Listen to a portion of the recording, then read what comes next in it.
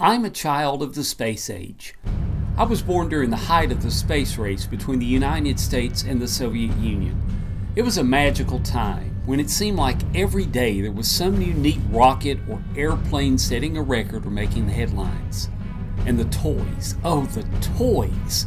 Rockets and planes and the newest rage, the action figure. I've always been enthralled with the technology that put men into space and the stories behind the people and events that marked that time in history. Needless to say, when my family visited Washington, D.C., one of our destinations was the National Air and Space Museum. We wanted to share with our kids the stories of these hallmarks of flight and capture some of the magic that Dad had experienced as a child.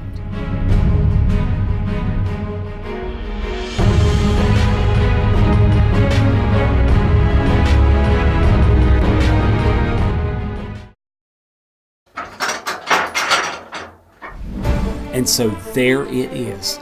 I didn't even have to go hunting for it. The Apollo 11 command module is front and center at the Washington Museum, just inside the front door. It's so small for something that is so large in human history. It's one small step for man, one giant leap for mankind. And a real live moon rock. My son James gets to touch a sample that I watched the astronauts bring back when I was his age. I was not expecting this. Apollo 11 wasn't the only craft that the astronauts rode into orbit. Several of the Mercury capsules were on display, including Friendship 7, which carried John Glenn, the first American to orbit the Earth. You've got speed, John Glenn. 10, 9, 8, 7. And the re-entry cockpit for a Gemini spacecraft, which was our second step to the moon. The Gemini program helped develop systems and procedures that would later be used to make that possible. There were other cool space exhibits. The dawn of the space race was illustrated with real-size models of Sputnik, the first object to orbit the Earth. Explorer 1, the United States' first satellite, which discovered the Van Allen radiation belts encircling the Earth that protect the planet from energetic solar flares and eruptions. And Voyager, mankind's first objects to enter interstellar space. These spacecraft visited the outer planets in the 1980s. There's Spaceship One, the private sector's first effort to reach suborbital altitudes.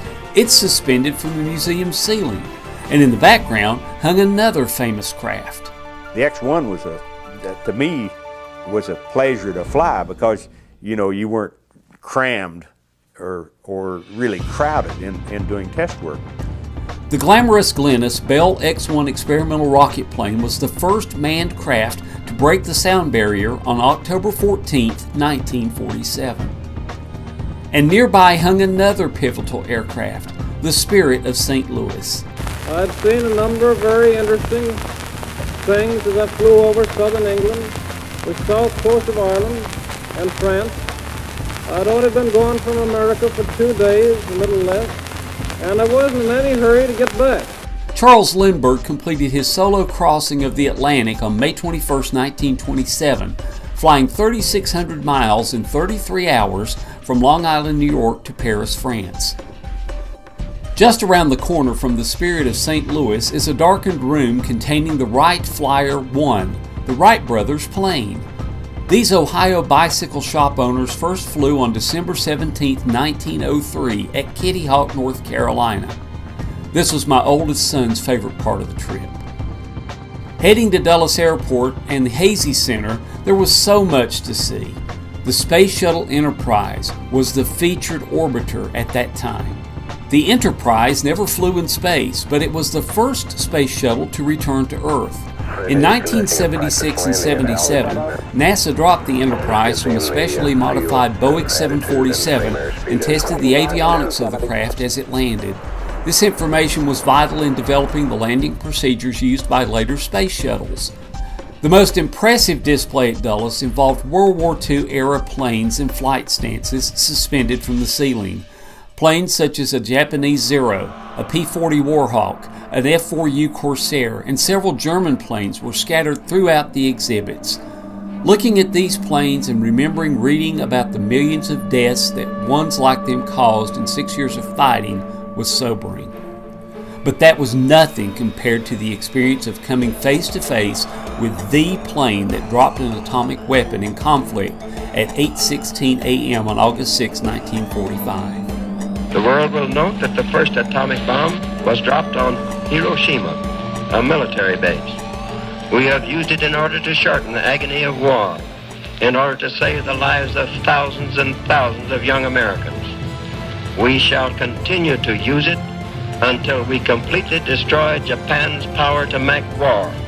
Pilot Colonel Paul Tibbets named the plane for his mother when he chose it for the mission in June 1945. It's been a flashpoint of controversy over the years, including having ash and human blood thrown on it during an exhibit in 1995 for the 50th anniversary of the bombing.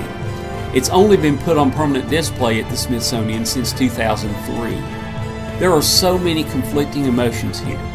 From the incredible sorrow that the plane was used for such a gruesome mission in which so many innocent people died, to the equally numbing consideration of the hundreds of thousands of American deaths that would have occurred had the U.S. invaded the Japanese home islands instead of dropping the bombs. Is there a right answer? Historians and policymakers have argued this for nearly 70 years to no conclusion. That was a heavy ending and the close to a tiring day. My youngest son collapsed after seeing so many rockets and planes, and we headed back to the hotel to contemplate all we'd seen at the Air and Space Museum. But it was a fantastic day for a child of the space age.